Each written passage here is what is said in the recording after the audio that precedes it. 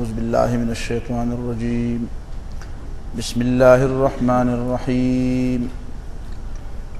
الحمد لله رب العالمين الرحمن الرحيم مالك يوم الدين إياك نعبد وإياك نستعين اهدنا الصراط المستقيم صراط الذين أنعمت عليهم غير المغضوب عليهم ولا الضالين سورة الفاتحة دولس نمونه د سورة الفاتحة تاواورید او مشهور نمخه فاتحة الكتاب د دې صورت بشمیر فضائل دی او تفاسیرو کې ډیر احادیث نقل شوی دي د دې صورت په فضائلو کې د صورتونو په فضائلو کې بعض احادیث خو کمزوري ومشتا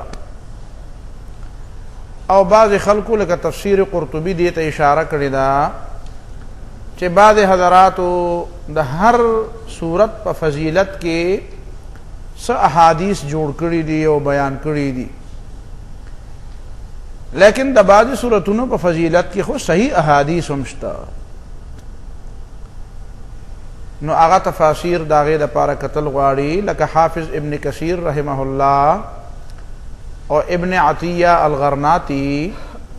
او د بعض نورو حضراتو او په دې زمانه کې د مولانا مودودی رحمه الله دی کوشش دا کوي چې داسې موضوعي او داسې کمزوري او بے سند روایات نقل نکی او د بعض حضراتو خدا رائی چې بس هغه مکثرین ورته وایي مکثرین نو هغې دا طریقه خپله کړي چې څومره ډېر روایتونه دي ته معلوم دي نو هغه یې راجمع کړي او هغه یې لیکلي او دا خبره رستنو خلکو ته پرېښودي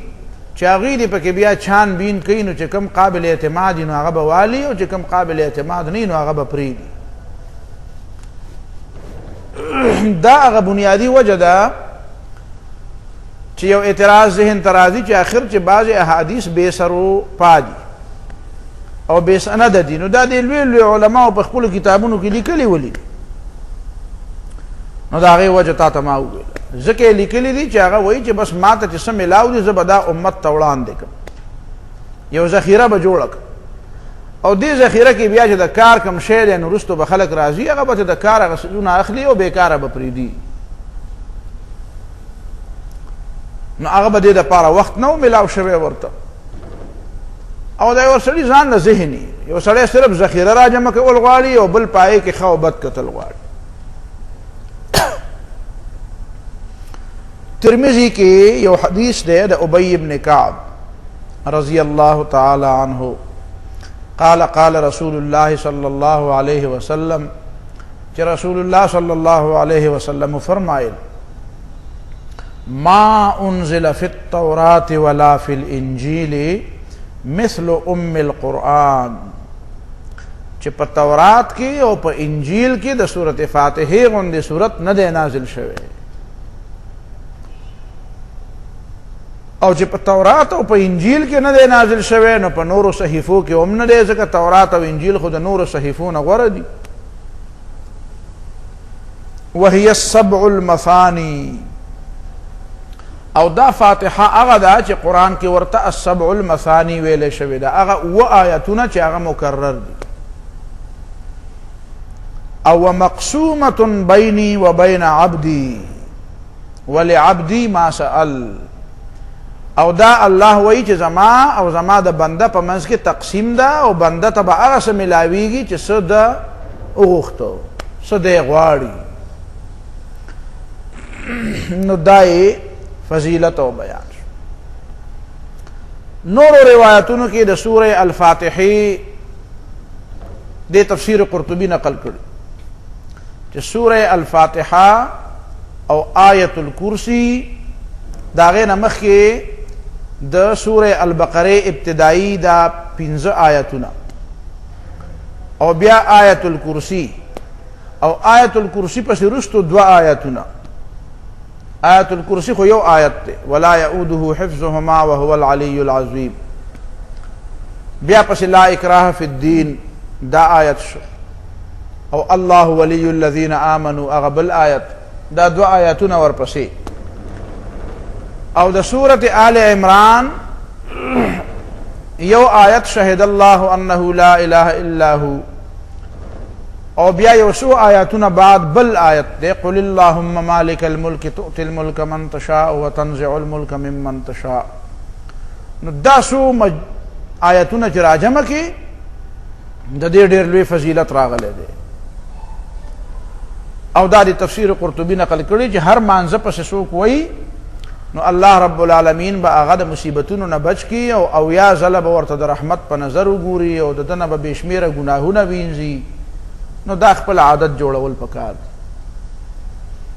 دا فضائل دي. دا سورت فاتحہ دا خطا تا معلومه دا چی دا و آیتون دی او دا پا ہر مانزه کے لستل ضروری دی. سورہ الحجر کی چی دا کم آیت دے وَلَقَدْ آتَيْنَاكَ سَبْعًا مِّنَ الْمَثَانِي وَالْقُرْآنَ الْعَظِيمِ. اور سورہ الحجر مکی دے. مکی و مدنی فرق واضح دے. امام سیوطی رحمہ اللہ پر اقبل کتاب الاتقان فی علوم القرآن کے خودیر زیاد تفصیلات لکلی اور ٹول تفصیلات خود دوروں کے بیانے دے نشی اخو پخپل وزان مطالعہ کے چہ آیاتون و تقسیمات مکی او مدنی او صیفی او شتائی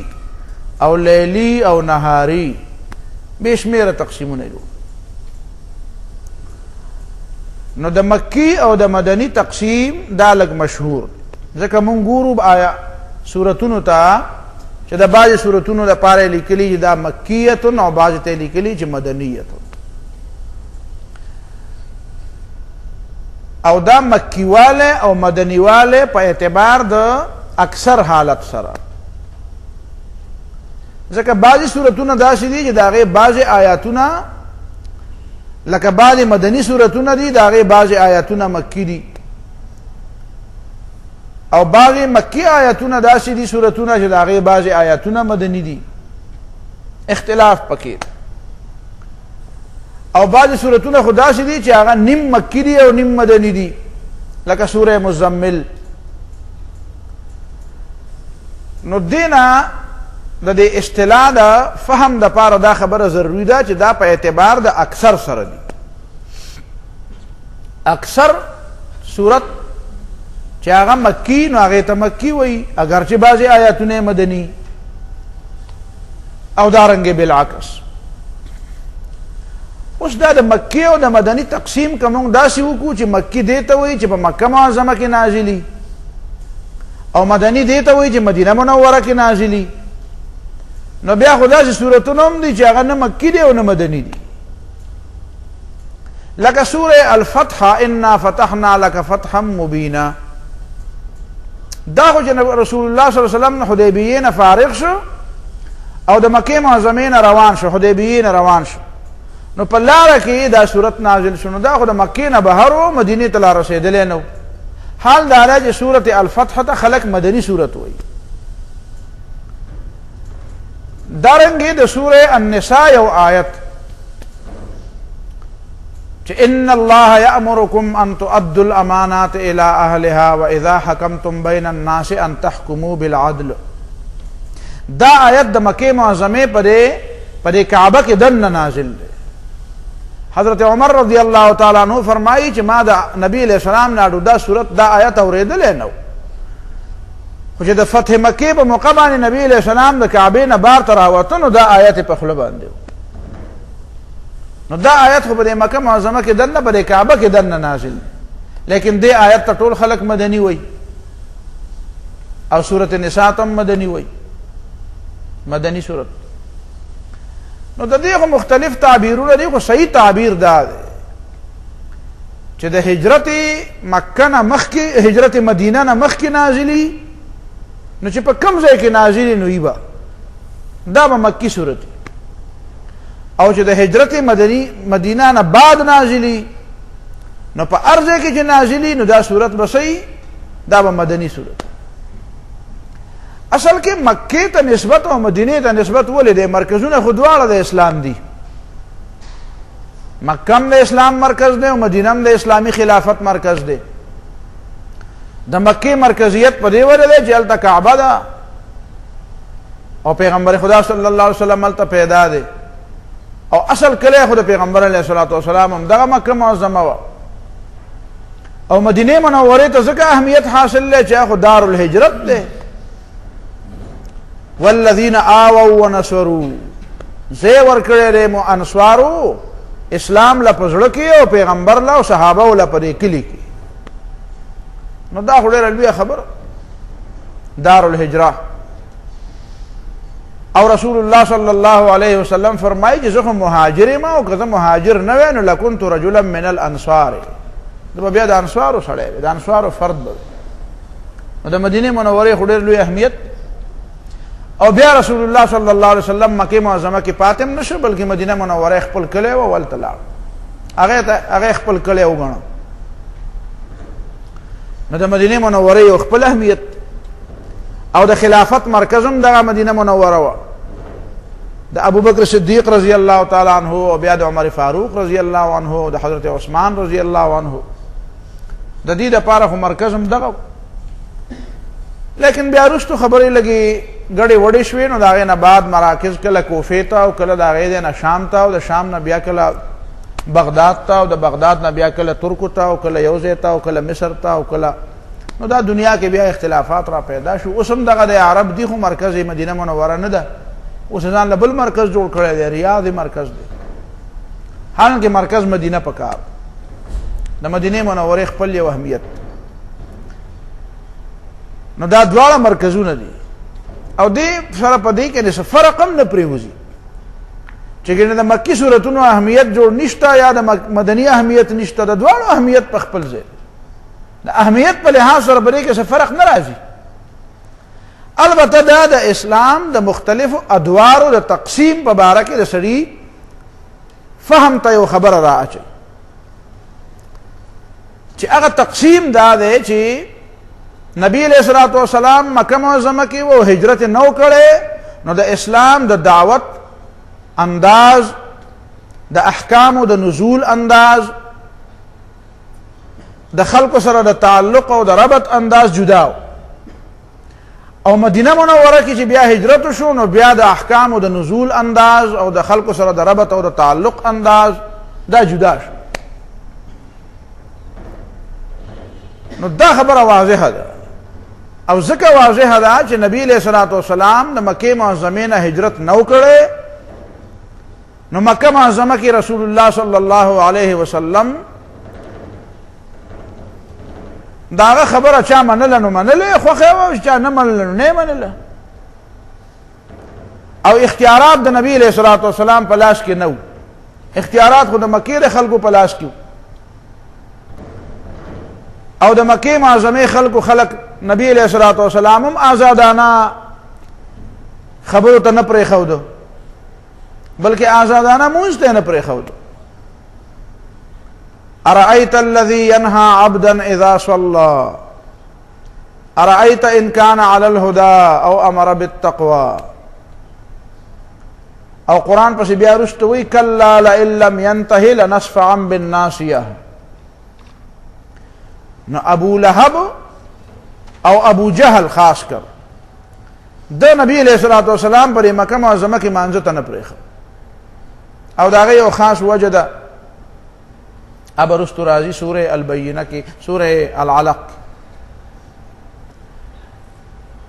نو ښکاره خبره ده د نبی علیہ الصلوۃ والسلام خبره بچا څنګه منل. د دې وجه نه الته داسې احکام نو راغلي چې هغه الته عملي کېدل نه، یعنی په نورو الفاظو کې انفرادي احکام خو الته راغلي خو اجتماعي احکام نه وو. هغې ته څه اشارې وي په د اخر وخت کې لږې لږې اشارې ورته رالې. د زکات خبره پکې هم راله، د جهاد خبره پکې هم راله په آخري دور کې. خدا هغه تمام تفصیلات چې بیا وروسته مدینه منوره کې نو هغه دلته مکه معظمه کې نه و. البته په دې مکه معظمه کې د مکې د خلکو د کفر په وجه باندې چې په دې کې کومې معاشرتي خرابۍ راغلې وې نو هغه معاشرتي خرابو باندې قرآن ګوته اوچته کړې وه.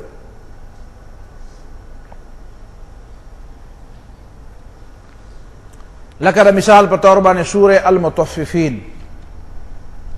ویل للمطففین الذين اذا اكتالوا على الناس يستوفون واذا كالوهم او وزنوهم يخسرون. نو ګورئ دا تطفیف د چا حقدار حق کمول دا خو بیا مدینه منوره کې بیا د یو حکم په وجه باندې او په ذریعه باندې دا بند شو. بیا خو د مدینې په بازار کې سوال نه پیدا کېده چې یو مسلمان به خرڅول اغوستل کوي او تطفیف به وکړي. لیکن مکه معظمه کې خدا دا چا منله نو ویې منله، چې چا نه منله نه منله. او بل دا چې هلته مقصد د دې صورت نه دا و چې تاسو چې اسلام نه خپلوئ نو د دې معنا دا ده چې په تاسو کې به دا دومره غټې غټې غلطیانې راځي. دا ستاسو دا دومره عملي غلطیانې او دا معاشرتي غلطیانې دا د دې خبرې دلیل دی چې ستاسو عقیده غلطه ده. ځکه چې سړي په دماغ کې کوم شی خو په خولو هغه راځي او لاس وخت پې هغه کارونه کوي. نو دا یې ورته ووایي چې اسلام صحیح دین دی. ځکه د اسلام خلکو ته د دې خبرې تعلیم ورکوي چې د چا حق مه کموئ،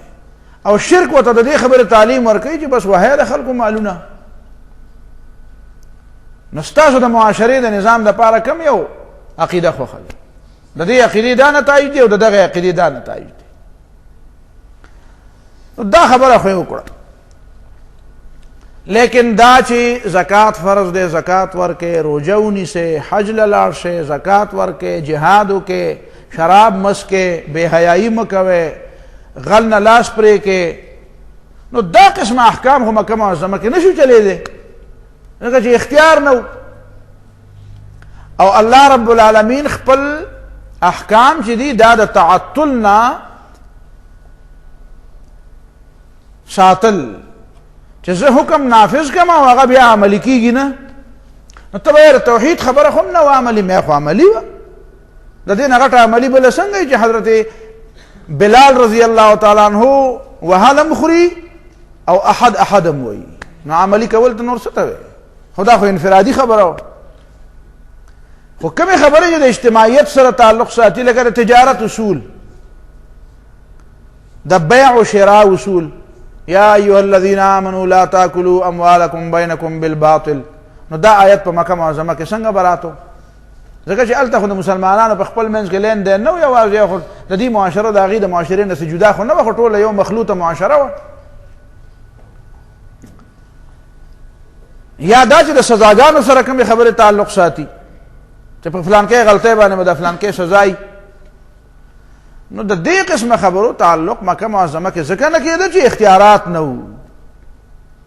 بیا مدینه منورې ته چې هجرت وشو نو هلته الله تعالی نبی علیه الصلاة والسلام له اختیارات ورکړو. اختیارات د اختیارات دا مطلب نو چې بالکل یو تیار حکومت او یو تیار نظام خو بس سړی بدل شو او هغه فوراً هر څه بدل کړه. دا بعضې صاحبان په غلط فهمۍ کې پرېوځي به ځان له څه ټکي نکي زده کړي چې آیا د رسول الله صلی الله علیه وسلم حکومت په مدینه منوره باندې کله قائم شو. نو دا خو واضحه خبره ده چې چونکې په مکه معظمه کې او په مدینه منوره کې د نبي علیه السلام نه مخکې هم داسې باقاعده حکومتونه خو نه و. دا خو آزاد علاقې وې، خو د ملکې څه نظام،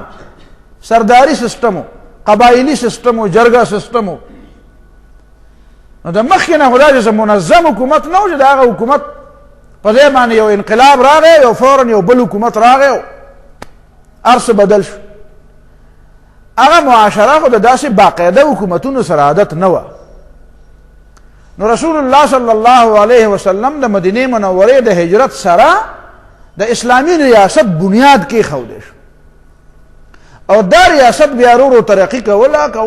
او په فتح مکه باندې دا ریاست خپل بلوغ ته او میچورټي ته ورسېد. البته تسلیم شوی خو په صلح حدیبیه کې صلح حدیبیه چې وشوه د حدیبیه پورې دا چا تسلیم کړی نو او د حدیبیه د صلح سره د مکې خلکو تسلیم کړ. نو ته دا ویلی شي چې دا یو ریکګنایز سټیټ اله جوړ شو چې صلح حدیبیه وشو، یو تسلیم شده ریاست اله جوړ شو او د تسلیم کېدو نه بعد هم ترقي کوله، ترقي پذیرو، ترقي پذیر، ترقي کوله، رس تر ترقي کوله. نو دا داسې نقطه نشته چې دې نقطې ته ورسېدو نو ریاست شو. د ریاست بنیاد خو اول ځل کېښودی شو د هجرت سره چې کله دا معاهده وشوه د یهودو سره، میثاق مدینه. نو د میثاق مدینه مطلب هم دقه و چې دلته د رسول او په هغې کې ورته ولیکل چې رسول الله صلی الله علیه وسلم به فیصلې کوي. نو اختیار ته نور څه ته وی او ریاست نور څه ته وی. او که ستا په دماغو کې دا تصور یې لکه د دې زمانې حکومت، نو د دې زمانې حکومت خو بیا جوړ د ابوبکر صدیق هغه هم نه و، ځکه داسې ادارې خو په هغه زمانه کې نه وې بیا. نو دا خو ریاستونه حکومتونه د وخت د تېرېدو سره ورو ورو ترقي کوي شو، وسعت پکې پیدا کېږي. نو دا وسعت هلته هم پیدا کېده. خو ته خو دا منې چې ابوبکر صدیق رضی الله تعالی عنه خلیفه و، او که ته دا وایې چې نه خلیفه او خلافت او ریاست به زه دې ته وایم څنګه چې په دې زمانه کې دا ریاست دومره د هغه خپې او لاسونه دومره اوږدي چې د سړي یو ما دلته په دې زمانه کې خو د ریاست چې دا کوم شی شروع کړی چې د سړي په معمولي او انفرادي او په هغه انفرادي ژوند لا پرېږده د سملاستو په هغه کټ کې هم اختیار لري، هلته خلاص نه دی. نو دا قسمه ریاست له دومره زیات اختیارات ورکول، زه خو وایم چې دومره اختیارات د ریاست د دې حق هم نه لري، دومره چې دی ورپسې وردن نه شي. هسې په منځ کې ضمن کې یو خبره راغله، مونږ یو څو کاله مخکې د ملکنډ ډویژن یو جرګه تلې وه لغاري له، لغاري صاحب په هغه وخت کې صدر و. نو ډاکټر یعقوب صاحب دی الله پاک وبخي، حاجي فضل رازق صاحب دی الله وبخي، سردار عالم پاشا دی الله تعالی وبخي، دا پکې مشران وو د جرګې، زم پکې ورسره شامل وو. نو خبرې به مونږ ډاکټر صاحب کوي، ډاکټر یعقوب لغاري سره خبرې. نو لاړو ولته خبرې مبرې کېدې، په هغې خبرو کې خیر ضمني غوندې یو خبره راغله. نو هغه ضمني خبره داسې وه چې ډاکټر صاحب ورته ووایي یاره دې ملکنډ ډویژن له شریعت راکړی، خدای خبر چې خدای دنه د حکومت مخکې علي که تا مخکې علي، په دې ټکي ورته وي. سمه نره خبره ورته وکړه. وی میا طفیل محمد صاحب ضیاء الحق ته یو ځل ویلي وو چې خدای خبر چې خدای تا مخکې علي که ستا نه د حکومت مخکې علي. نو هغه سره د حکومت نه واغېسته. خو وی تا ته زه دا وایم چې پته نه لګي چې خدای تا مخکې علي که د حکومت دنه مخکې علي، خو دا د شریعت خبره ده نو دا وکړه. بیا پکې ډېرې خبرې راغلې. نو بیا صدر صاحب چې په هغه وخت کې لغاري صاحب فاروق لغاري، نو هغه صدر و، نو هغه بیا خبره شروع کړه. نو خبره ډېره اوږده خبره وه، خو په خبره کې یو اعتراض وکړه. وی د چا شریعت؟ د میا طفیل شریعت که د مولانا فضل الرحمن شریعت که د مولانا شاه احمد نورانی شریعت؟ او داسې پسې مثالونه شروع کړه. نو بس زما ذهن ته خبر راغله، زه خو به اوس جواب کوم، زه خو نه صبرېږم، جواب به کوم. حالانکې په جرګه کې اصول دا و چې بس مشر خبره وکړي، او یا دا چې د مشر نه بعد صدر خبره وکړي، نو هغه صدر خو د آخري خبره د هغه بیان. نو دا خو شریعت نه دی، آخري خبره خو د الله خبره پکار. نو بس زه بیا پاسېدم، ما چې دا خبره خلاصه کړم، ما چې د دې اعتراض جواب به موله ورکړم. او یو هغه زمانه کې یو بل نوی یو کار شوی و چې په دې چین کې په دې ډش باندې پابندي لګېدلې وه، او چینیانو ویلي و چې دا ډش چې دی په دې کې مختلف قسمه غلط پروګرامونه راځي او دا د نوجوانانو اخلاق خرابوي. نو ما وی زه به ورته دا وایم چې په چینیان د اخلاقو نه څه خبر دي، اخلاقو نظام خو زمونږ سره دی. نو ما دا خبره به ورته زه پاسېدم. نو پاچا صاحب د خدای پاک وبخي سردار عالم پاچا ورته صدر صاحب هر څه چې کې خو د دې سړي خبره به اورې، نو د خبره به اورې. دا غالبا د سن 93 خبره ده، 93 نه لږ وروسته، 93 د 94 په دې زمانه کې. نو هغه ښه ده وکې. نو ما ورته ووایي چې اما ستا دا خبره چې ته وایې چې د چا شریعت غواړو، نو زه د دې خبرې جواب کوم. ما وی زه نه د میا طفیل شریعت غواړم، نه د فضل الرحمن شریعت غواړم، نه د سمیع الحق شریعت غواړم، او نه د شاه نورانی شریعت غواړم. شریعت خو هغه قانون دی چې الله را لېږلی دی او پیغمبر خدا صلی الله علیه وسلم بیان کړی، قرآن او سنت ته شریعت وایي. خو ته یې په دې زمانه کې تعبیر څه دی؟ نو ما وی اسلامي نظریاتي کونسل پاکستان حکومت جوړ کړی دی، دا د یو پارټۍ اداره نه ده، د اسلامي نظریاتي کونسل چې د شریعت کم تعبیر او کومه طریقه جوړ کړي زه حق غواړم ستاسو د حکومت چې ته شریعت وایي زه دقه غواړم اړو د ډلو شریعت غواړم او په هغه شریعت باندې ستاسو اعتراض دی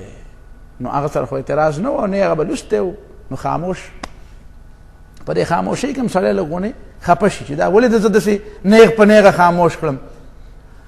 بیا مې ورته ویل صدر صاحب یو خدا جواب ستاو شو یو خبره بل ده تکو ما بل خبره دا چې دا په دې چین کې پابندي لګولې ده په ډش باندې وې ځکه چې دا ډش د خلکو اخلاق د نوجوانانو اخلاق تباہ کوي نو ما چې هغوی دا غیر مسلم دي او هغوی په دې پوه دي چې د نوجوانانو اخلاق په کوم شي تباہ کېږي نو هغه بندول پکار دي نو ما په دې پاکستان کې چې دا نوجوانان دي اخلاق تباہ کېږي نو دا بندول دلته نه دي پکار دي په دې پابندي ولګي چې د انډیا نه او د یورپ نه او د بل ځای نه او د بل ځای نه د ډش د نشریات دلته نه راځي زموږ د نوجوانانو اخلاق نه بربادي نو هغه خو په هغه مخ کې نه خبره باندې غوسه نو ما ته وی چې یاره دا خلک چې په کورونو کې غانې اوري نو د دې سره بسکه نو ما دې کې ستاسو کار دی دا چې خلک د زړه خلک په زړونو کې حسد هم ساتي نو اسلام د دې لپاره سزا مقرر کړی ده حسد څومره لوی ګناه ده ټول نه کې رسړي سيزي خو د خلکو په زړونو کې دنه ما د چار دیواره دنه د حکومت کار نشته اخ پويګه خدای پويګه په چار دیواره کې دنه چې څوک څه کوي هغه سره د حکومت کار نشته حکومت کار د هغه سيزونو سره دی چې کوم د چار دیواره نه بهر دي نو ما ته دا بار کارونه وکړه دا دنه به بیا کیږي خیر په دې کې خبره لګه ترخه شوه نو خبره مې صرف دې پورې کوله چې د ریاست لاسونه نن ډیر زیات راوګد شو د چار دیواره نه دنه مورل او دا د ریاست د خپل حد نه تجاوز کوي دومره اختیار ریاست لنه دی پکار چې د سړي شخصي ازادي دومره محدوده کی او د سړي بیډروم ته دنه ورننه وځي نو په هغه زمانہ کې خدا د سره نو په دې زمانہ کې ډیر زیاتې کړي نو د بعض خلکو دا خیال شو چې په هغه زمانہ کې د ریاست نوله وو خو ته دا ویلې چې شکل دا نو شکل خدا موجوده شکل خدا نن نسل کاله مخ کې نو د ریاست نه نه شکل چې د نن شپته کاله مخ کې یا سل کاله مخ کې نو بهر حال دا خو ارسله لګیاره خپل خبرې کوي څوک سوي خو ابتدا د ریاست د مدینه منوره د هجرت نه بعد او بیا د سقیفه د میثاق مدینه سره وشو دا میثاق مدینه اولنې دستور شو دا اعلان شو او بنیاد کې خوده شو او تکمیل رو کېدو نو شپږم کال باندې بیا دې ته ورسېدو چې صلح حدیبیه وشو نو هغه ریاست د مکه خلکو تسلیم کو نو د دې وجه نبی علیہ الصلوۃ والسلام بیا د بهر دنیا حکمرانانو ته خطونه لېږل او کته وی چې ریاست نو بیا چې ریاست نو ریاست خو د حدیبیه نه مخکې نو ورستم نو فتح مکه سره ته مکمل شو نو بیا بادشاہانو ته خطونه څنګه لېږل بادشاہ ته غیر بادشاہ څنګه خط لیږي غیر حکمران ته څنګه خط لیږي او چې غیر حکمرانو ته خط لیږي نو مخکې نه وته لېږل خو چې حکمران تسلیم شو نو دنیا ته دا خو چې او زما د ریاست د مدینه منوره د ریاست د خپل دشمنانو منلې مر د دې مدینه منوره حکمران نبی زکه وته خطونه ولیکل او تکمیلی بیا رستو راغه اذا جاء نصر الله والفتح نو کته ته فتح مکه او کته ورته ارسچ نو دې ریاست د قائمېدو نه بعد ښکاره خبره ده چې بیا د احکام او اندازم بدل شو بیا خو پکې د میراث مسلې رااله بیا پکې د حقوق خبره رااله بیا پکې نکاح او د طلاق مسلې رااله بیا پکې د حضانت مسلې رااله بیا پکې د نفقات مسلې رااله بیا پکې زکاتونه رااله بیا پکې حجونه رااله بیا پکې د روزي رااله بیا پکې سودونه بند شو بیا پکې د تجارت اصول جوړ شو کورنی مسائل د پردې مسلې پکې رااله شراب باندې پابندي ولګیدا پردې پکې رااله نو دا قسمه خبره بیا په خپل ښکارا ته پته لګي چې د اسلامي ریاست عملی شکل هم دغه او مکه معظمه کې خدا شنو نو دا یو فرق دی د دې وجه نه خلکو په دې باندې فرقونه بیان کړی دي چې یاره فرقونه سدي نو فرقونه داري چې باغې کې احکام دي او دلته صرف عقاید دي نو دا ولې دي نو دا ذکر چې دلته ریاست نشته حکومت نشته او دلته ریاست او حکومت ده نو د ریاست او د حکومت سره تعلق لرونکي خبره جهادونه هم دي او د ملک دفاع هم ده او احکام هم دي او انفرادی او اجتماعی تمام احکام او قضاګان هم دي فیصلې هم دي اوس مکه معظمه کې نبی علیه الصلوة والسلام د چا فیصلې کولې؟ فیصلې چا نه شوې راوړې، ځکه چې خو اختیارات نه وو، فیصلې نافذې کېدی نه شوې. هغه فیصله چې سړی وکړي بیا یې نافظولی نه شي، نو هغه فیصلې خو کول نه کول ښه دي. کله کله دا موږ له خلک فیصلې راوړي، دا فیصله نو زه ورته وایم چې نه مخکې لیکل راوړه چې دا به منې، نو بیا یې او چې منلی پرې نه شم نو زه هغه فیصله چې زه په دې پوه شم چې دا پې اوس زه منلی شم، نو بیا وله فیصله کوم که نه یا ځان لړه نه خورم. یو سړي له چېرته مولي صاحب فیصله کړې وه، یې پړ کړی او بل یې وړ کړی، نو چې هغه پړ بار ته ووتو نو ملګرو ورته ویې څنګه چلو شو؟ ویې مړه څه پړ پړې کول خو څوک یې مني، ویې څه پړ پړې کول خو څوک یې مني. نو چې څوک یې نه مني نو زما په سر والې غویي خپه یې ښودې ده چې زه خامخا تا له مازغه وخورم او تا پړ څوک وړ کوم او څوک پړ کوم، دا به زه هله کوم چې زه یې په تا باندې منم. یو ځل راپسې تاڼې والا دلته په بلامبټ کې سخر او زوم راولېږل، د سخر او د زوم اختلاف، په څه خبره اختلاف، نو زه پې پوه شوم چې دا سخرې زیاتې کوي، ما ته اندازه وه، دواړو بیانونه مې واورېد، نو بیا مې ولېږله تاڼې والا له ما ورته چې لاړ شه دا دغه کوي، دا بیانات ته والی او په سټامپ باندې ته لیکل والی چې که چا خبره ونه منله نو 30,000 روپۍ جرمانه به ورکوو. دا جرمانه به بیا په څه کې کوو، به وروسته ګورو، پې سوچ به پې کوو چې مدرسې له ورکو که په غریبانانو تقسیم کو که په کلي کې چېرته یتیمانانو له ورکو، به وروسته ګورو. خو 30,000 روپۍ جرمانه به ما یې چې مخکې داخله کړې نو بیا دې راشي زه وله فیصله کوم. نو چې هغه فیصله هغه تاڼې والا له ورغلل نو هغه عسکرې ته وتښتېده، نو رانله، نو زه په تاڼې والا پسې ورغلم. ما ورته چې اوس داسې چل وکړې چې سړي مال رالېږلي وه څه شو؟ وایي چا خو ما وتښتېده نه که نه، اوس صاحب ما دا سړي پیدا کړ، نو پولیس یې پسې ګرځول، نو هغه یې را پیدا کړ. ما دا د فیصلې نه تښتېدلی وایي څه چل ورسره وکړو؟ ما 3 ورځې په دې حوالات کې بند کړي، بیا به ورسره ګورو. نو چې هغه یې بند کړو نو به دا جرګې راتلې، وایي زه به هغه دعوه پرېږدم. ما یې څنګه چللی؟ تا خو دا خیال و چې ګینې زه اوس فیصله درله کوم. وایي نه نه بس هر څه منم، دا زوم چې څه وایي دا ټیک دی او زما دا غلط دی. ما زه لکه چې مني نو پرېږدې، نو داسې خو نه ده که نه چې مني او که نه مني، خو زه به فیصلې کوم. وړ پړ باسې ابا وایي چې پړ پړې کول خو څوک یې مني، نو داسې فیصلې زه کوم، ولې دومره وزګار یم.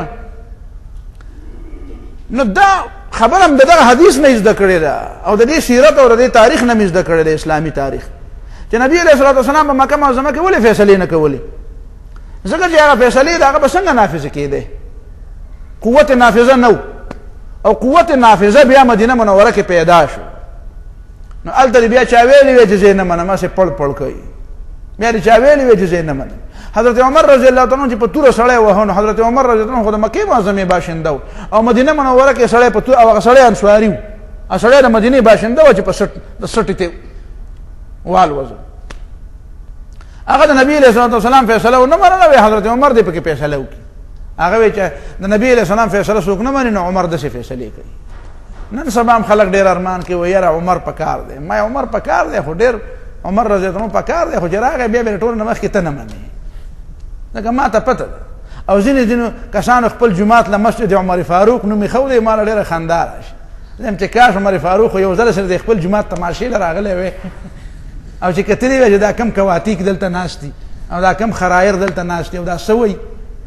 چاسې خو یو ځل راغلی وی کتلی وی، خو څه کوي په دې دنیا کې چې راځي؟ هغه الله تعالی دومره څه ورکړي دي چې په دې دنیا څه کوي. او چې زموږ یو دعا قبوله شوې چې حضرت عمر داسې یو ورځ 2 راغلی وی د پاکستان ته او په دې جوماتونو هم ګرځولی وی چې دا ستا په نوم جوماتونه جوړ دي، وګوره چې څه دي پکې. نو دا د مکي او د مدني صورتونو فرق شو. نو دا صورت چې دی سوره فاتحه دا مکی صورت دی، 2 دلایل په وجه باندې دا مکی صورت دی. یو خو سوره الحجر یقینا مکی صورت دی او په هغې کې الله تعالی دا فرمایي چې ولقد آتیناک 7 من المثانی والقرآن العظیم. نو آتیناک ماضی ده، نو د دې معنا دا ده چې سورة فاتحه مخکې نازله ده، چې مخکې نازله ده نو مکه معظمه کې نازله ده. چا چې ورته مدني ویلې ده نو دې ته تکرار نزول وایي. تکرار نزول سبب نزول یوازې هغې واقعې ته نه وایي، بلکې سبب نزول دې ته هم وایي چې هغه مصداق د آیتي. یو آیت په یو خاص موقع نازل دی، ورستو بیا خلق وی دا پتا ستا مبارک دا آیت نازل. نو دې معنا دا چې تم د دې آیت مصداقي د دې آیت کې ستا حکم هم بیان شوی دی. ځکه چې آیتونه کوم په شان نزول پورې خاص کو نو د دې معنا دا چې دا د هغه زمانه د خلکو د پاره و نو زمونږ د پاره خو بیا هیڅ نه دي نازل شوی. که په دې زمانه کې هیڅ نه دي نازل چې څه نازل دی او په تیره زمانه کې نازل دي او چې په تیره زمانه کې نازل دی او په شان نزول پورې خاص کو نو بیا خدا د هغوی د پاره شو زمونږ د پاره نشو. دا مونږ چې مونځ کوو دا ته چې مونځ کې نو ته په کوم دلیل باندې وایې چې ماته دا مونځ حکم دی؟ په دې دلیل وایي چې قرآن وایي چې اقیموا الصلاة، لیکن اقیموا الصلاة خو دغه صحابه مبارک نازل په اقیمو چې حکم راتن په وخت کې ته موجود وي نه وي موجود. چې نه وي موجود نو تا ته دا حکم نه متوجه نو تا لپاره اوس بل اقیموا الصلاة نازل شي نو ته به وایې چې نه په ما مونځ فرض دی او په هغې اقیموا الصلاة را باندې فرض دی چې کوم په دې قرآن کې مخکې نازل و چې مخکې نازل و خو هغه صحابه او ته اقیمو صیغه ویلې وه نو ته به وایې چې نه شان نزول هر څنګه چې و خو آیت خو عام دی زم د هغې مصداق یم. یا ته چې وایې چې زه مؤمن یم او مؤمنان به ټول جنت ته ځي نو زما هم دا امید دی چې زه به جنت ته ځم. نو هغه ان الذین آمنوا وعملوا الصالحات كانت لهم جنات الفردوس نزلا. هغه الذین آمنوا خو د ماضي صیغه ده چې د دغه آیت نه مخکې ایمان راوړی او د هغې دپاره وایي او ته خو مستقبل کې ان الذین آمنوا چې هغې په تېره زمانه کې ایمان راوړی په ماضي کې نو ته پکې په کومه خوشحالۍ کې د جنت په تمه نو ته به وایې چې زه په دې په تمه یم چې امنو هغه مو امنو زم یم. نو پته ولګوي چې آیتونه عام دي که نه یوازې په هغه خپل مورد پورې خاص نه دي. نو دا څنګه دا سورت فاتحه اوله خبره خدا شوه دا مکی سورت. دویم په دې دلیل دا دی چې دا سورت مکی دی چې مونځ چې دی دا په مکه معظمه کې فرض و او د مونځ دا پنځه مونځونه او بیا د دې دا اوقات دا هم په مکه معظمه کې فرض شوي ځکه دا خو په معراج کې و په اسراء کې دا شوي او اسراء خو په لسم کال د هجرت باندې یا د هغې نه لږ وروستو د نبوت باندې لسم کال د نبوت د هجرت نه 2 کاله مخکې نو پنځه مونځونه فرض او په مانځه کې خو فاتحه لازمه ده نو چې مونځ لازم دی په مونځ کې فاتحه هم لازمه ده او مونځ په مکه معظمه کې فرض و او د بعضې خلکو د وینا مطابق د سره د اسلام باندې یو وخت داسې اډو تېر شوی نه دی چې په هغې کې مونځ فرض نه و. البته پنځه مونځونه یا د هغې نه کم نو دا خبره درسته ده چې پنځه مونځونه خو په معراج کې شو د هغې نه مخکې کم 2 یا 3 به خو به هر حال مونځ خو و او انفرادي و ځکه اجتماعیت خو و نه. جمع په مکه معظمه کې چې نبی علیه الصلاة والسلام هلته کله شوی شرطه په دار ارقم کې به جمع کېده په مکه معظمه کې په حرم شریف کې خو داسې جمع نه کېده چې بانګونه هم کېدل او وختونه مقرر و بیا منځونه هم کېدل ځکه چې هلته خو هغې اختیارات نه و چا پرېښوده نه لیکن نفس مونځ و او نفس مونځ چې و نو فاتحه به وه. نو دا 2 دلایل د دې خبرې دي چې دا سورت فاتحه مکی ده د هجرت نه مخکې نازله ده مکه معظمه کې او بیا که مکه معظمه کې نازلي که بل ځای کې نازلي خو د هجرت نه مخکې نازلي نو دا خو اولنۍ خبره شوه. دین بعد د سورت الفاتحه ترجمه او بیان دی سورت فاتحه کې چې دې ته تا نوم ایښودی دی ام القرآن او ام الکتاب نو دی وجه نه دې ته ام الکتاب او ام القرآن وایي چې په دې کې هغه تمام مضامین د قرآن را جمع دي لکه د سورت د شروع کېدو نه مخکې د سورت مضامین خلق بیانوي چې دې کې څه مضمون دی نو دې کې د قرآن مجید تمام مضامین اجمالا بیان دي. اوس دا چې په قرآن مجید کې کم مضامین بیانېږي نو اول خو تا ته دا علم دی چې قرآن موضوع انسان دی نو ته دا ویلی شي چې په قرآن مجید کې هر هغه څه بیانېږي چې د هغې د انسان سره تعلقي په حیثیت د تکلیف نه مراد درد نه دی یعنی چې دی مکلف دی د ده نه مطالبه ده د حرام او د حلالو د تمیز اوامر او د نواهیو دپاره دی مخاطب دے دیتا تکلیف دے مکلف انسان من حیث انہو مکلف او انسان من حیث انہو عبد او انسان من حیث انہو ہاں جی خلیفۃ اللہ بدا درے حیثیتوں نشو من حیث انہو مکلف من حیث انہو عبد او من حیث انہو خلیفۃ اللہ فی الارض نو د دې حیثیت سره تعلق لرون کې چې څومره خبرې دي هغه پر قرآن کې دي نو هغه پر فاتحه کې لکه مثلا د هغې سره تعلق لرون کې بنیادی خبره څه ده چې په کار ده چې دی په سمه لار د سړو غوندې روان شي نو هغه د هدایت خبرې پر قرآن کې دي او هغه په اهدنا الصراط المستقیم پر فاتحه کې ده نو دا ویلی شي او کنه عامه اصطلاحي غوندې خبره کې نو امام سیوطی رحمه الله فرمایي چې القرآن كله في التوحید القرآن كله في التوحید قرآن ټول د توحید په بیان کې دی نو د توحید بیان پر ټول قرآن کې دی او د توحید بیان پر سورۃ فاتحه کې دی دا توحید دی کنه چې الحمدلله رب العالمین د خدای او د الوهیت او د ربوبیت صفاتونه صرف د الله لپاره دي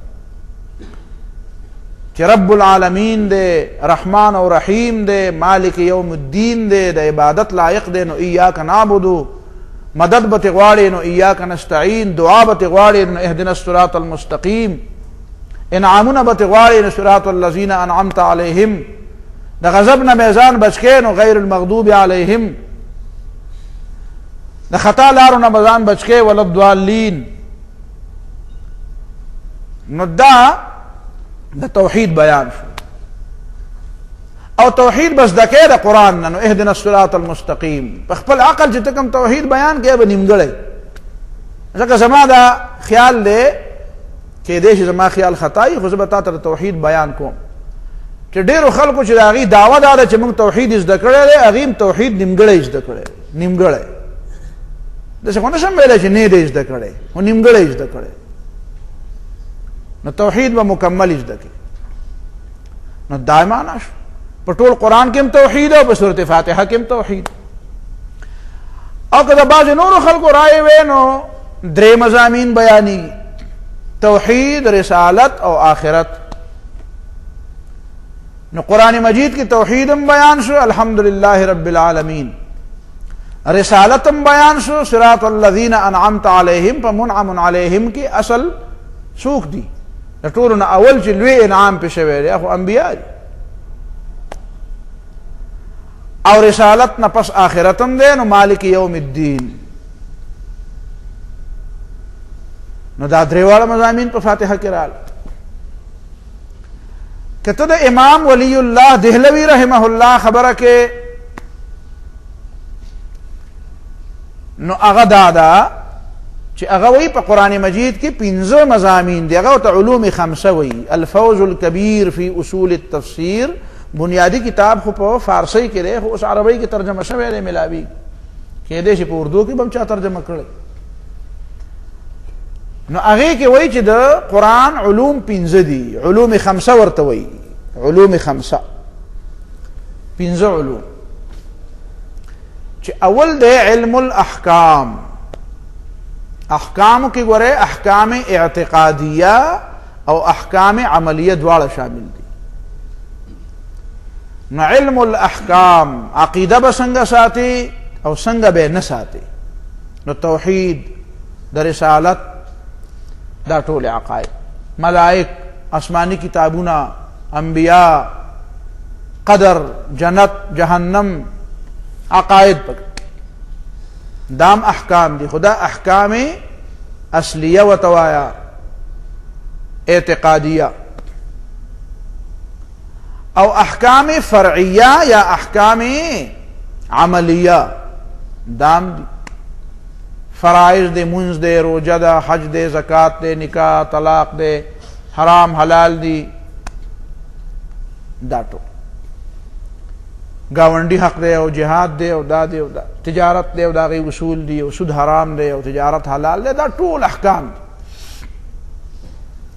نو احکام تاج دک نو دا دے علم الاحکام اولنې پکې دا بیان دویم پکې بیانېږي علم التذکیر بآلاء الله نصیحت ورکول د الله تعالی په نعمتونو نو دا نعمتونه د الله تعالی بے شمیر دي وان تعدوا نعمت الله لا تحصوها وفي انفسکم پمون په ذات کې پمون باندې الله تعالی څومره انعامات دي څومره احسانات دا قوای باطنیه او دا قوای ظاهریه او بیا دا مونږ چې د سم مالکان یو یا زمون خواوشا چې سدي زمون د تعاون او د مدد د پاره بیا زمون د رزق انتظام زمون د ژوند د تیرولو انتظام دا کائنات دا نور او سپوږمۍ دا یخنی او ګرمي دا تیاره او رڼا نو دې ته وایي دا آلاء الله دا د الله تعالی نعمتونه دي او د دې نعمتونو انسان شمار نشي کولی نو دا تذکیر بآلاء الله دی دومره نعمتونه د سره الله تعالی کړي دي نو پکار ده چې ته د الله تعالی شکریا ادا کړي او شکریا ادا ده چې د الله تعالی بندگی وکړي دیم او علم التذکیر بایام الله دریم تذکیر بایام الله دا اللہ تعالی عذابنا ایام نہ مراد دلتا کی سزاگانی وذکرهم بایام اللہ غٹ غٹ واقعات شوی دی پخوا نو دیو غٹی واقعی پا وجمانی اغا زمانی اغا تاریخ تخلق وی الگ دادر تاریخی ورز دا 14 اگست تاریخی ورز دا ذکر چی پا دی ورز مانی پاکستان جوڑ شو تاریخی ورز دا او 14 اگست پا 1947 کی 27 رمضان ہو نو دا 27 رمضان دا برکت ورز دا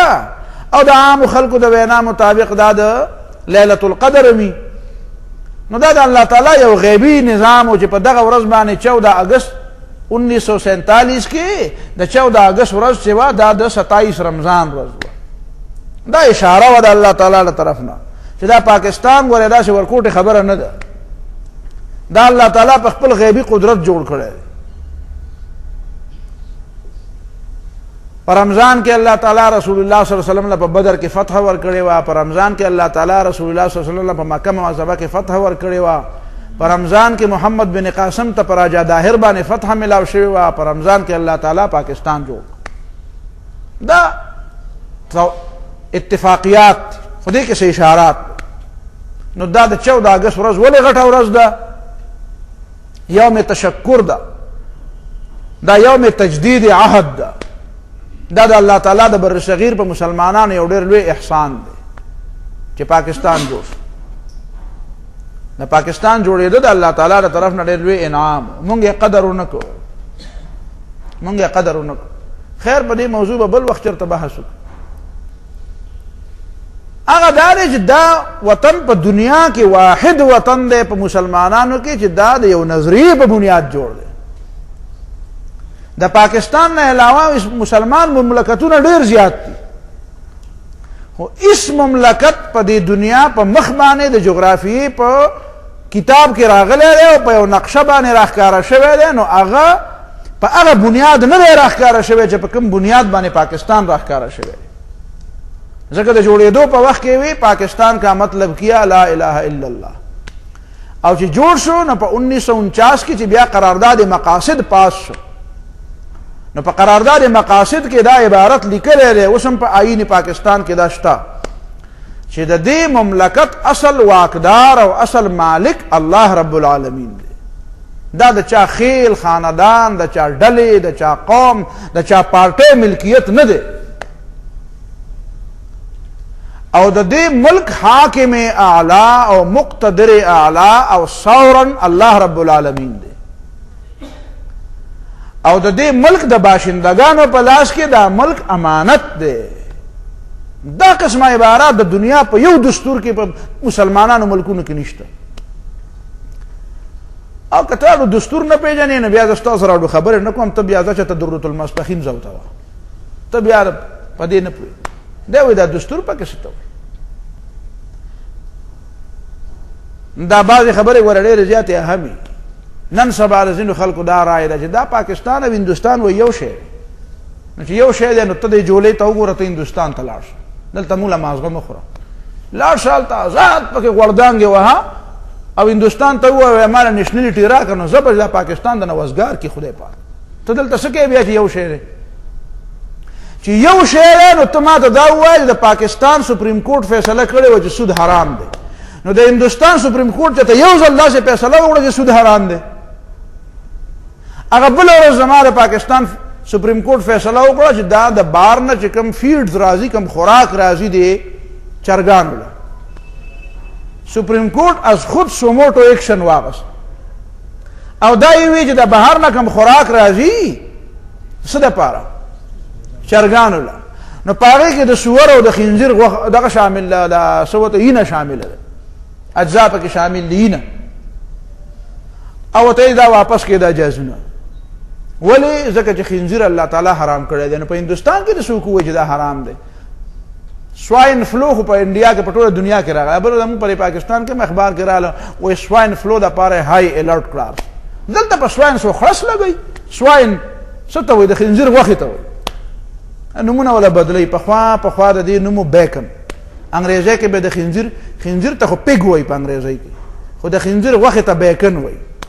لکه غوا او میخې ته خو ځان له ځان له نومونه وایي کا ورته وایي خو د غوا غوښې ته په انګریزۍ ژبه کې بیف وایي د چیلی او د ګډ غوښې ته مټن وایي او د چرګ غوښې ته چکن وایي نو د خنزیر غوښې ته څه وایي بیکن وایي اوس ورته سواین وایي ها کېدای شي سواین د پتون غوښې ته وایي سواین عامې غوښې ته نه وایي د خنزیر د پتون غوښې ته سواین وایي او کېدای شي اوس به د بدلي په خلاصې لګوم که څه پې کوم زه واسې خبره راغله پکې مطلب مې دا دی چې سواین فلو ته زما په ساجت دی زه پې څه کوم په تندر یې لګوم را دي شي سواین فلو وایي په خنزیرانو زکام لګېدلی دی نو ودې لګي په خدای دې پې ته یې ولګئ خنزیر شی دی نو دوی د خنزیرانو غوښې خوري نو په دې باندې دړ راغلی دی چې هلکه دا خو سواین فلو راغلی دی څنګه چې برډ فلو راشي او په مرغو باندې فلو راغلی دی زکام پې راغلی دی نو دا مه خورئ د غریبانانو مزي شي یې خوري بسم الله پې وایي په خبره تاسو پوهېږئ نو ویم چې د هندوستان یو عدالت د یو ځل دا فیصله وکړي چې ما ته پته ولګي چې هندوستان او پاکستان یو شی هندوستان والا د په خپل دستور کې دا ولیکي که نه په پارلیمنټ کې دا ووایي چې هلکه د دې ملک حاکم اعلی الله تعالی دی رام خو هغه هم مني نو دې ووایي چې رام حاکم دی څوک حاکم دی رام دی ووایي پاکستان کې دننه ته دا مطالبه کوي او تا ته دا قانوني او دستوري او آئینی حق دی چې ته دا مطالبه وکړې چې دلته شریعت عملا نافذ کړي قانونا خو منلی دی خو عملا یې نافذ کړي ته په هندوستان کې دا مطالبه وکړه چې دلته شریعت عملا نافذ کړي وکړه مطالبه په برطانیه کې ازادي ده هلته دا مطالبه وکړه نو تا باندې به د بغاوت کیس چلوي وایي به ته باغي دا خو سیکولر ریاست دی ته پکې د اسلام خبرې کوې او په پاکستان کې زه د قانون په طور باندې دا ویلی شم او دا مې مخکې م ویلي چې کومو کسانو چې په پاکستان باندې حکومت کړی او د شریعت خلاف کارونه یې کړي دي نو دا په حقیقت کې یوازې د خدای نه باغیان نه دي دا د وطن د آئین نه هم باغیان دي نو که ما له خدای اختیار راکړه نو زه دا ټول ځوړندولی شم قانوني حق ما ته شته ولې ځکه چې آئین کې دا لیکلي او آئین د غداران دي آئین کې دا لیکلي د الله تعالی حاکمیت اعلی به مني او دی د الله تعالی حاکمیت اعلی نه مني چې نه مني نو دا باغي دی او د باغي سزا هم دغه دی چې ځوړندې کې الټا نو دا خو به هر حال دارنګې پاکستان پارلیمنٹ فیصله وکړه چې قادیانان غیر مسلم دي نو زه به تعالی ومنم چې ته وایې چې پاکستان او هندوستان یو شی دی چې د برطانیې او یا د هندوستان پارلیمنٹ هم دا فیصله وکړي دې پارلیمنٹ ته دا حق حاصل و چې دا فیصله یې کړې وي چې څوک کافر دی او څوک مسلمان دی خو ته په دې نه پوهېدې چې تا ولا هغه خلک لیږلي وي چې هغه د کافر او د مسلمان فرق پیژني او د کفر او د اسلام فرق پیژني دا خو د عوامو غلطي وه اگر چې دغه جمهوریت په خلاص ولګوه زه دومره دا مس یو غم دی دې کې اصلاحات پکار دي مولانا مودودي رحمه الله پکې اصلاحات کړي خو چا خو ونه منل نو بیا ځای په ځای پروپیګنډې کوي مولانا مودودي خو ویلي د جمهوریت ښه دی او بیا پوزه سون کوي دا خو ښه نه و نو ما یو مثال په ځانه په ذهن کې راغلی او نو هغه مې بل ځای ویلی دی تا ته یې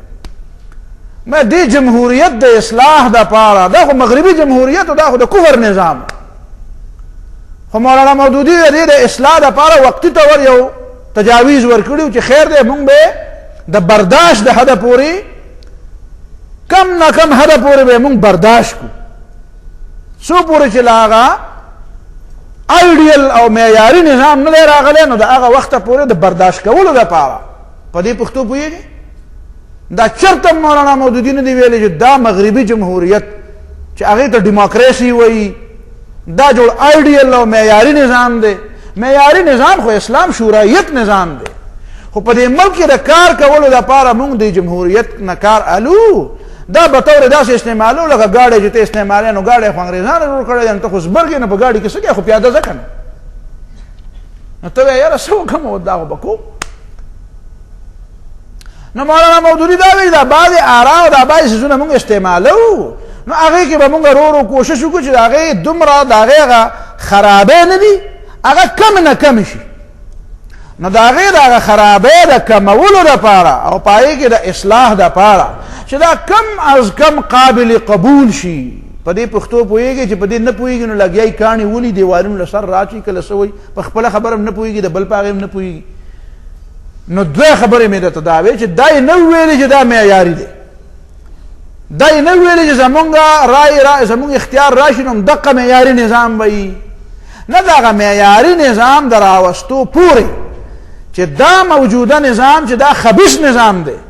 مغربي جمهوریت خبیث نظام دی شجره خبیثه ده ځکه د هغې بنیاد د خدای په توحید نه دی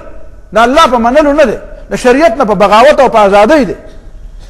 خو چونکې دې وطن کې دا نظام اوس روان دی نو موږ د دغه نظام د اصلاح دپاره تجاویز مولانا مودودي ورکړو چې دغه تجاویز مطابق به وکړي نو دا به کم نه کم د څه وخته پورې قابل قبول شي معیاري به نه او کم نه کم د څه وخته پورې به قابل قبول وي چې سړی ته څه کار والي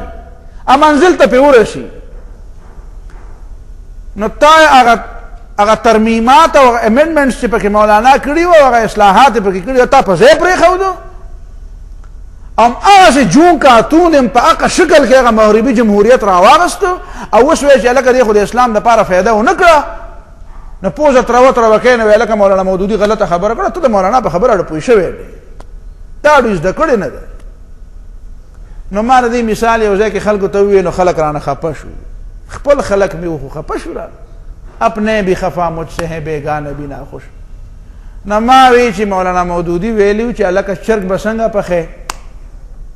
چې خوږ مزیداري نو مولانا مودودي داسې ویلیو چې په حلالو پیسو به یې والې او د دې څلوېښتني چرګ په ځای باندې چې هغه ښه مزیدار په کلي کې لوی شوی هغه ښیي په فطري رفتار به یې شوی نو د ده په ځای هغه او په حلالو پیسو به یې والې بیا به بسم الله الله اکبر ووایې نو حلال به یې کې ذبح به کې حلال کړی خو الله پاک دی خو ته به یې څه کې ذبح هلکه د حلالول تاسو کوئ که د الله پاک کړي چرګ حلال دی حلال دی که مردار دی ځه چې نو حلال کړی خو الله پاک دی خو ته به یې څه کې ذبح به کې نو بیا به ته بڼې هم لرې کې او هغه شاټینګ کې او کلمو کې دننه چې څه ګند بلایي دا به ته هم لرې کې او ټک ټوک به کې وی بینځې او بیا به یې کټوۍ ته ور واچې او دڼیا او مرچکې او مالګه او ادرک او سون سپیرکی به ورته ور واچې او بس بیا راواله او بسم الله پې وایې نو څنګه خوند کوي په خوله کې دې ورته اوبه رالي نو مولانا مودودي دا ووایي چې دا ته خوره بیا خوند کوي که نه کوي نو تاسو چل وکړو نو تا اول چرګ په ارامو پیسو واغسه په ارامو پیسو دې واغسه بیا دې د حلالولو په ځای باندې ولې دا مرچک تاو کړو نه دې پې کلمه وویله او نه دې پې د الله نوم بیا د هغې نه بعد دې نه بڼې لرې کړې او نه دې شاټینګې او کلمې لرې کړې خو بس ته چک پک دی کله سې هغه بغرۍ کې هغه کاڼې دې پسې راواغسته ورڅه دې وله کلمې ورڅه دې وله ولړې او بیا دې کټوۍ ته ور واچو نه دې پکې مالګه واچول او نه دې پکې ادرک او سون سپیرکی واچول او چې بیا دې په پلیټ کې راواغسته او خولې ته دې کړو نو بوی ته هم څښاخته او خوند یې هم څښه او بیا مولانا مودودي خو وایي چې دا خو ډېر خوږ دي دا خو څښه دی نو دا تا په هغه طریقه پوه کړو چې کومه درته مولانا ویلې وه نو دا الزام په مولانا شو که دا ستا په خپل ځان شو پواړ پېژنې پواړ دقې ته وایي پواړ نو دی پواړانو بیا هغه شی ونه کړو نو بیا ویره جی په جمهوریت باندې خو نو مام د تویلی و مولانا هم د تویلی چې دا د اسلام آیډیل او معیاري نظام نه دی خو دومره تبدیلی پر راتلی شوه چې په هغې باندې هغه معیاري نظام ته ته د څه حده پورې نږدې شوی وې خو په دې شرط چې تا په هغه طریقه کړی وې په هغه طریقه باندې دې څه نو بهرحال پاکستان کې دننه خدا خبرې دي خو مطلب مې په دې کې دی چې د پاکستان آئین د پاکستان پارلیمنت له دا اختیار ورکړه چې ته ووایه چې قادیانان کافر دي نو دا د کفر او د اسلام خبره په کفر کې کېږي که د مسلمانان نو هغه دا خبره کولی شي دا اختیار د هندوستان د پارلیمنت شته چې هغه وایي چې څوک کافر دی او څوک مسلمانان دي او دا اختیار د پاکستان د پارلیمنت دی او دا ولې د آئین دا اختیار ورکړی دی او دا اختیار یې عملي کړی هم دی اوس په پاکستان کې قادیانان د قادیانیت په نوم باندې کار نشي کولی او چې کوي نو دا به غلطي کوي او په کار دی څوک له سزا ورکړي نو سزا ورې نه ملاویږي جدا مسله ده چې مسلمان دی او موز نه کوي مسلمان دی او دروغ وایي مسلمان دی او غلا کوي مسلمان دی او شراب څښي نو دا د پاکستان دا مسلمانان ټول دا غلطیانې کوي که نه کوي نو ته به فتوا ولګوو د پاکستان ټول مسلمانان کافر دي دا د هندوانو په شانتې دي لکه نو عمل نه کول جدا خبره ده او عقیده نه ساتل جدا خبره ده نو د پاکستان ریاستی عقیده ده عمل نه کوي نو دی کمزوري شوه عمل نه کولو ته کفر نه وایي عمل نه کولو ته فسق وایي فسق جدا شی دی او کفر جدا شی دی هندوستان به حیثیت ریاست کافر ریاست دی ځکه هغه د الله تعالی حاکمیت نه مني او د پاکستان ریاست به حیثیت ریاست مسلم ریاست دی اسلامي ځکه دی د الله تعالی حاکمیت مني هسې وایي چې قادیانان کافر دي نو په دې باندې دی نه پوهېږي چې نه پوهېږي نو زه څه وکړم چې نه پوهېږي نه یې منې جدا خبره مه یې منې نو مه یې منې لګیا اوس خپل ګردان کوه خو ستا د ګردان سره زما اتفاق نشته چې ته وایې چې پاکستان او هندوستان دواړه یو شانتې دي یو شانتې دي نو زه په هندوستان کې یو جلوس وباسه او دا ووایه چې موږ له د مانځه په ټایم کې چوټي راکړه یو جلوس وباسه او دا ووایه چې سود حرام کړي او بند کړي یو جلوس وباسه او دا ووایه چې خنزیر غوښه بنده کړي یو جلوس وباسه او دا ووایه چې یاره زکات نظام نافذ کړي چې په خپل خوند پوه شي ا پاکستان کې چې نه راځي نو دا د دې مذهبي جماعتونو او د دې سیاسي جماعتونو او د دې خلکو د لاسه نه راځي دا ټول خلک اسیا انګا بنګا وایي ازینې په دې فخر کوي وایي موږ سیکولر جماعتونه یو سیکولر ته په پاکستان کې څه کوي ته ځه هندوستان ته خدای دې غرق کا چې ته سیکولر پارټي نو ته ځکه پاکستان نه پاکستان سیکولر ریاست نه دی پاکستان اسلامي ریاست دی دلته سیکولر جماعتونه نه چلیږي او ځان ته سیکولر وایي نو خیر دی غوردانګي وه که وخت راغی خو زه به درته وښیم چې اسمان او ځمکه څه ته وایي او په اسمان کې څو ستوري زه به د ورځې ستوري وښیم او چې را نه نو کوه پکې غوردانګې ډېرو خلکو پکې یو دنیا کې غوردانګې وایي د خدای بادشاهي ده پې او دی پکې کافر ګرځي نو ته هم ګرځه خورا اوس کا ډکېږه او تشېږه آخرت کې به سره خدای ګوري او که په دنیا کې مال وس راکړم زه به تا پوه کړم چې سیکولرزم څه ته وایي ته په پاکستان کې څه کول چې ته سیکولر پارټي وي خو مذهبي جماعتونو والا ته هم وایم چې ته هم څه کار نه کوې هسې لګیا یې لقېږي را لقېږي ښکته او بره ځې او ټک کار نه کوې که تا کار کولی نو بیا به داسې چل نه وی نو بهرحال خبره مې په دې پورې کوله چې دا د الله تعالی انعام تاریخي ورځ خبره په تاریخ پسې راغله بعضې ورځې تاریخي ورځې په هغې ورځ یو غټ کار وشي نو 14 اګست یو تاریخي ورځ ده او په دې ورځ باندې د الله تعالی شکریا ادا کا او دعا وغواړه چې الله تعالی زموږ په دې وطن کې اسلامي نظام راولي او الله تعالی دې دا سیکولرست لري کړي دا ته خدای پناه کړي چېرته دا تاریخي ورځ ده دا انعام دی دا پاکستان د چې په اسانه موږ چاته نه پرېږدو وسم نه کېږي جدا خبره ده خو چې په دې وطن کې د سیکولرزم خبرې کوي او د الحاد خبرې کوي نو دا زموږ په زړه نه جوړي او ټیک د ډېرې خبرې پکې کېږي چې برداشت کوو به خدای پاک وس نه دی راکړی نه برداشت به کوو خو چې وس مې وشو نو بیا به برداشت نه کوم بیا به د برداشت ورځ ختمه بیا د برداشت اخرنۍ ورځ به هغه چې کله وس میلاو شي او نور دې پکې وي لګیا دي کله کله د خو د آئین باغیان لګیا زمونږ په سټ ناست دغه مشرف خو د آئین نه باغي و هغه په سټ ناست او اوس هم د انارو او د یو ډیل په انداز کې تللی دی نو بس د غلو د یو بل سره روغه شوې ده نو چې د غله روغه وشي نو ته به څه وکړې او بیا دې په کور باندې قبضه هم لګولي کنی نو پته به یې ولګي چې څنګه چلی چې رښتیا رښتیا وخت میدان د رښتیا وراشي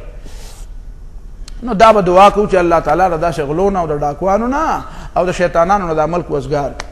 ځکه دا د اسلام دپاره حاصل شوی د بهار د مسلمانانو او د اڑیسا او د حیدرآباد د مسلمانانو څه کار و چې پاکستان یې جوړه و هغوی ته خو پته وه چې زمونږ پکې نه راځو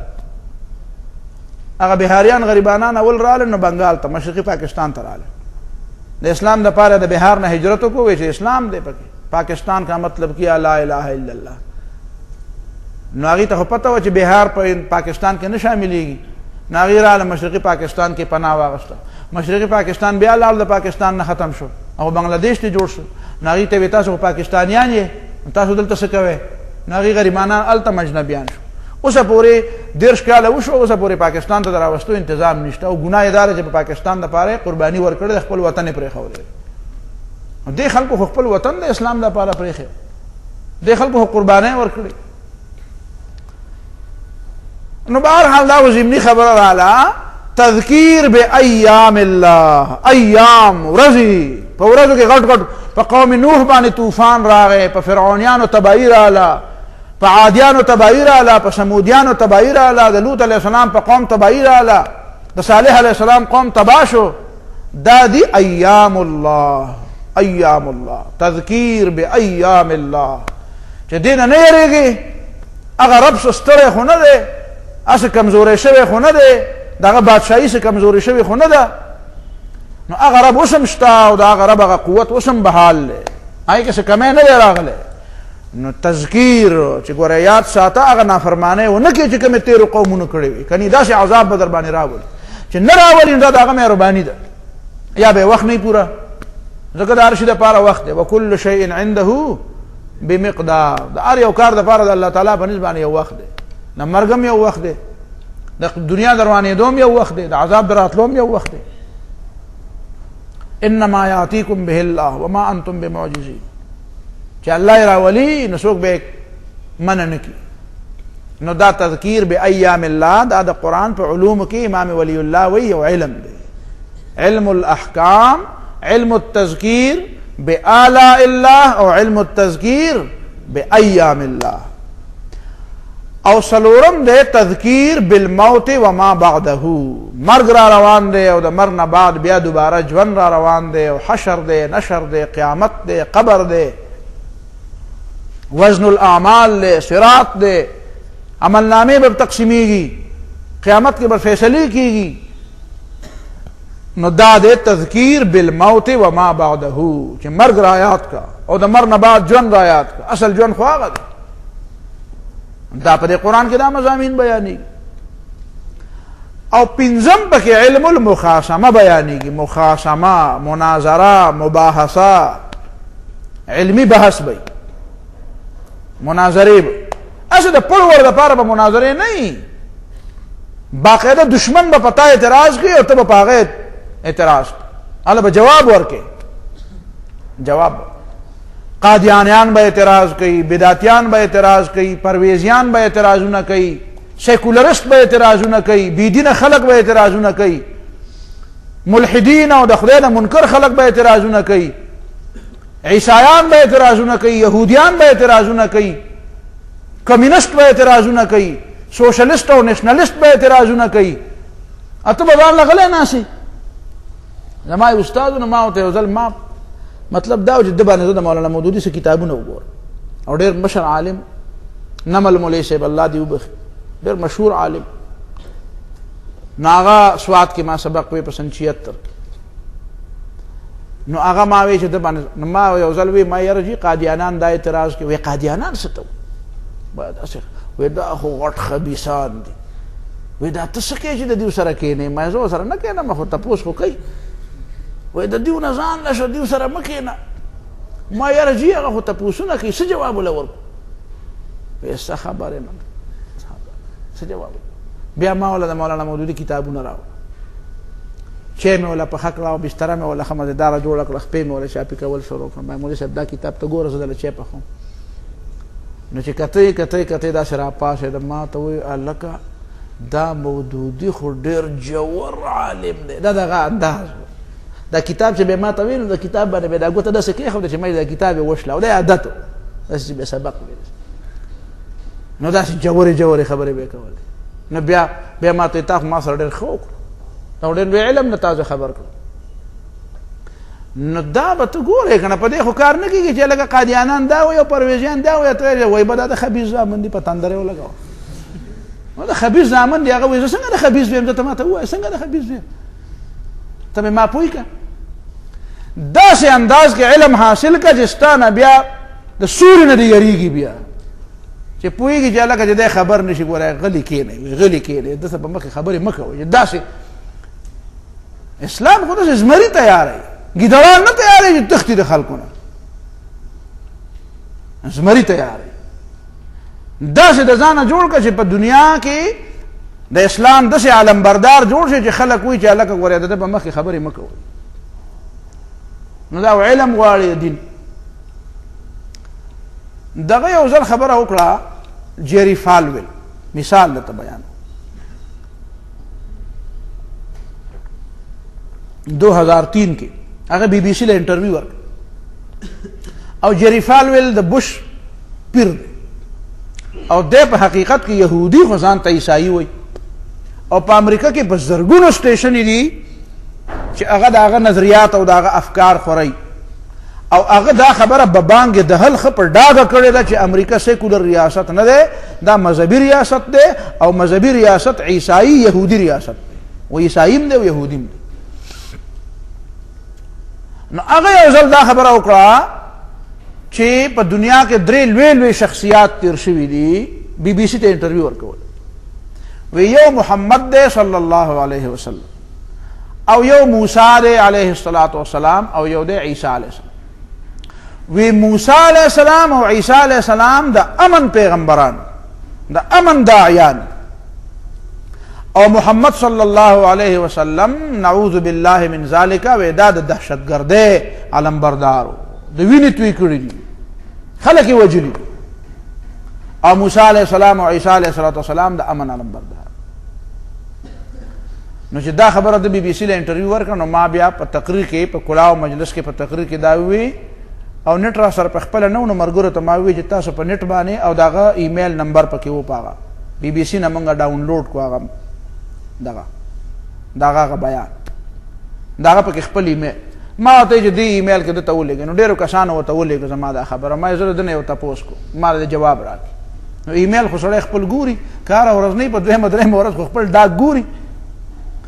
ما ته وی چې په دې خو به بحث رستو کوو چې محمد صلی الله علیه وسلم د امن پیغمبر او که د بدامنه و، په دې به رستو بحث کوو.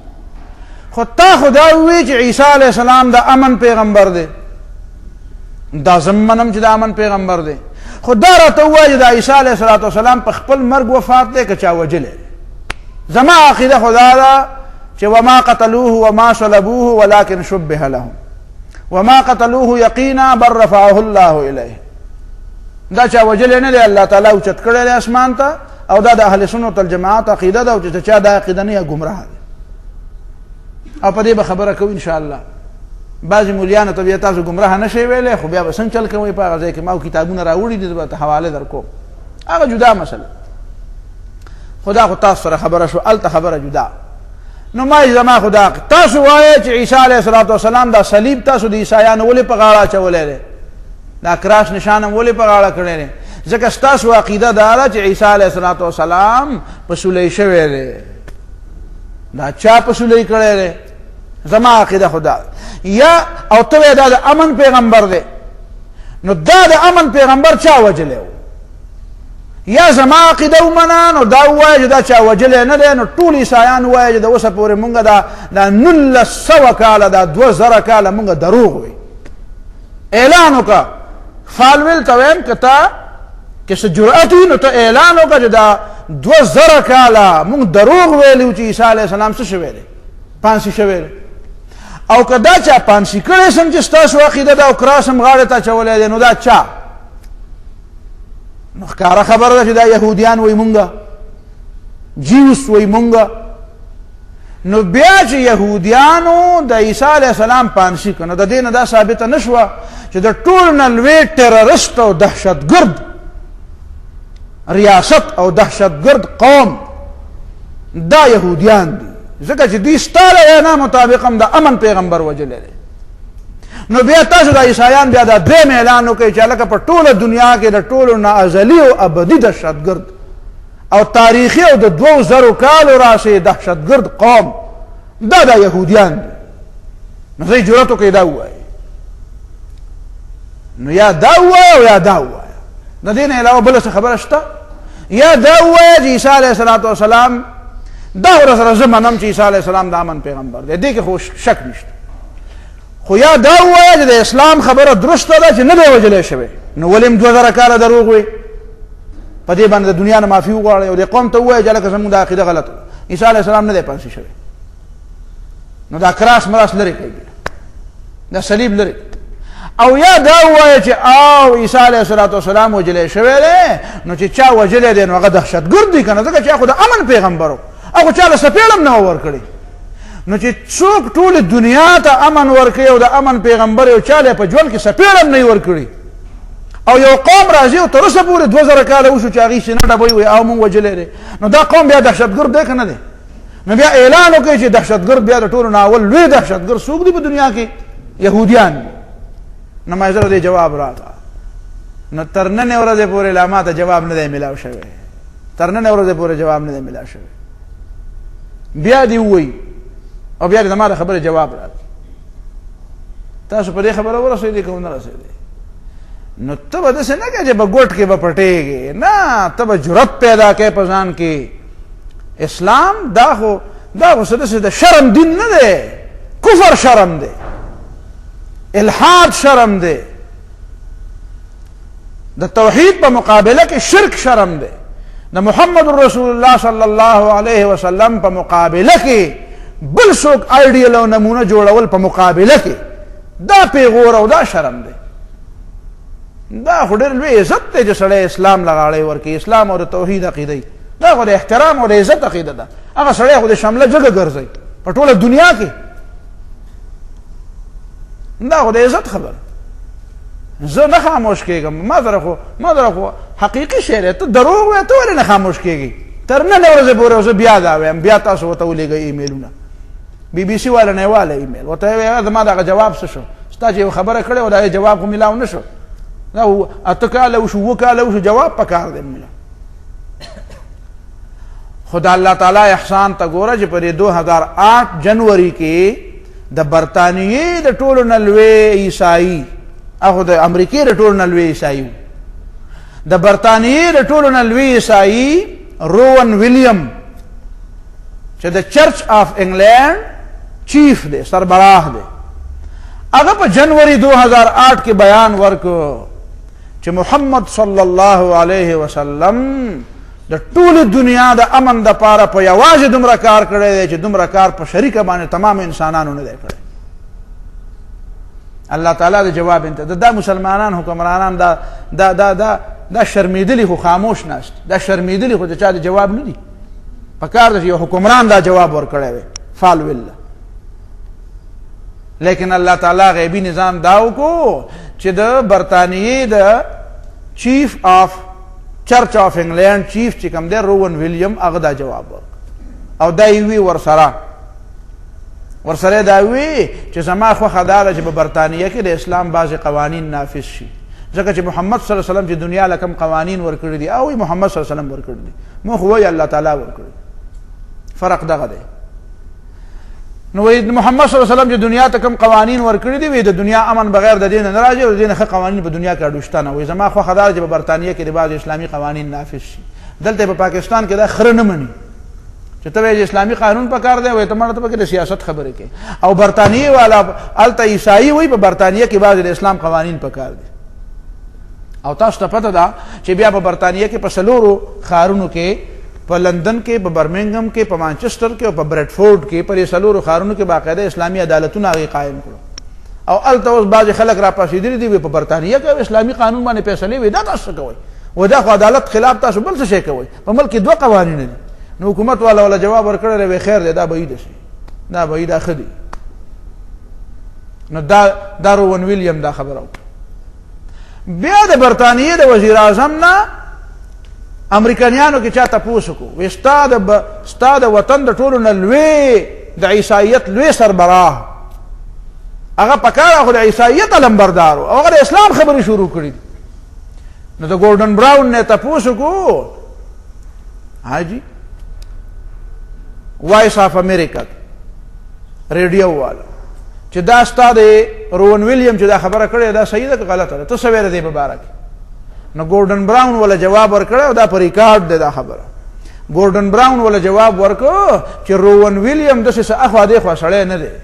هغه یو ذمہ دار سړی دی او هغه چې دا خبره کړې ده به حیثیت یو ذمہ دار فرد کړی ده، لہذا داغه په خبره غور وکړي. هغه چې اخوا دی خو خبره نه ده کړې. نو هغه څه خبره کړې؟ هغه نه بیا تاسو ویلي وی ما دا ویلي وسم ویم چې محمد صلی الله علیه وسلم ټول دنیا د امن د پاره چې په یوازې کوم کار کړی دا هیڅ نه دی کړی. دا امن پیغمبرو ویلیام خبره خو نه ده کړې چې ویلیام غلطه خبره، خدای جواب دی چې ویلیام وی دا د بدامنۍ پیغمبر. نو جواب یې وشو. او بیا دا وایم چې محمد صلی الله علیه وسلم چې دنیا ته کم نظام ورکړی دی، زه وایم چې په برطانیه کې هغه قوانین نافذ شي ځکه چې هغه د ډېر د امن دپاره بالکل ضمانت دی. زما دا خوښه ده، زه دا خبره بیا هم کوم. تاسو په دې خبره ورسېدئ که ونه رسېدئ؟ نو دا مې د دې دپاره وی چې ده به تا دا زده کوې به ښه دا ستا دپاره دا د کمال خبره ده. تا ته ډېر لوی مقام ملاو دی. اسلام څه داسې معمولي دین نه دی، قرآن داسې څه معمولي کتاب نه دی چې سړی پې شرمېږي. دی پې شرمېږي، دی داسې معذرتونه کوي او داسې جوابونه کوي چې یاره جی بس دا غلطي وشوه او دا چلو شو خیر دی او مونږ خو داسې نه وایو، دا خو په هغه زمانه کې دا چلو. دا دلته نوکران برتي کړي دي، ډنډماران یې برتي کړي دلته زمونږ په دې وطن کې. دا مریدان چې ورته وایي، دا چې ورته مریدان وایم، دا ډنډماران یې برتي کړي دي او دوی له فیډینګ کوي د هغه ځای نه، د هغه ځای نه ورله خوراک راځي، د هغه ځای نه ورته ستر انجکشن یې ورته لګوي، انجکشن یې ورته لګوي. نو دا انجکشن چې ورته لګوي دا اصل کې دا معذرت خواهانه لهجه چې د اسلام په اړه خبره شرمېږي او نوی نوی ایډیشن یې دنیا ته پیش کوي. نو زه خو د اسلام په خبره نه شرمېږم حاجي، زه په دې خوشحاله یم. رضیت بالله ربا، په دې د الله تعالی نه د زړه نه خوشحالېدل پکار چې دا قسمه خبرې سړی ویني نو سړي زړه داسې ووایي چې الحمدلله چې زه مسلمان یم او مؤمن یم. زما دا عقیده ده.